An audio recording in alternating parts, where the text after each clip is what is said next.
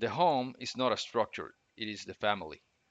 For children who live with their parents, the biblical instructions of how they treat their parents is Exodus 20:12.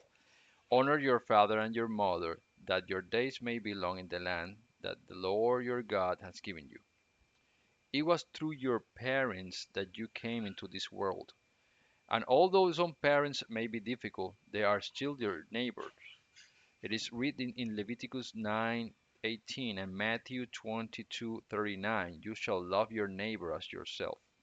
You shall honor your parents with gift gestures of love and respect. For those who are married, God's word tell us on Peter 3:17, wife, be in subjection to your own husbands, so that even those who do not obey the word may be won without a word by the conduct of their wives, seeing your pure, seeing your pure and respectful conduct.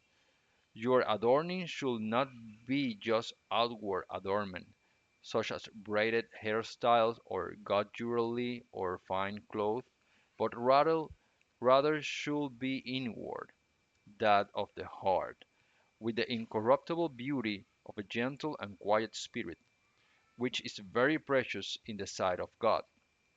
For it is in this way the holy women who hope in God also adorned themselves in times past, being in subjection to their own husband, just as Sarah obeyed Abraham, calling him Lord, to whom you have become daughters, if you do what is good and are not afraid of any threat. Husbands, in the same way, live with with your wife in an understanding manner, showing honor to your wife as to the weaker vessel, and as heirs with you the grace of life, that your prayers may not be hindered. 1 Corinthians 7:3-5. Let your husband fulfill his duty to his wife, and likewise the wife to her husband. The wife does not have authority over her own body, but the husband. Neither does the husband has authority over his own body, but the wife. Do not deprive one another, except perhaps for a time by consent, that you may devote yourself to prayer, and come together again, so that Satan will not tempt you because of your lack of self-control. The woman is not the husband's slave, nor is the husband the wife's slave. In Genesis, in the creation, it is clearly says that God made a suitable helpmate, equal, as part of himself, because it is written, Genesis 2:24, for this reason a man shall leave his father and his mother and be joined to his wife, and they shall become one flesh. One flesh. They are no longer two, but one. Ephesians 5:28-33. So husbands ought to love their wife as their own bodies. He who loves his wife loves himself. For no one ever hated his own flesh, but nourished and cherished it, just as Christ does the church. For we are members of his body, and his flesh and of his bones. For this reason a man will leave his father and mother and be united to his wife, and the two will become one flesh. This is a great mystery, but I am speaking of these things concerning Christ and the church. Finally, each one of you must love his wife as himself, and the wife must respect her husband. Your wife also remain your neighbor, so do not treat others better than your wife.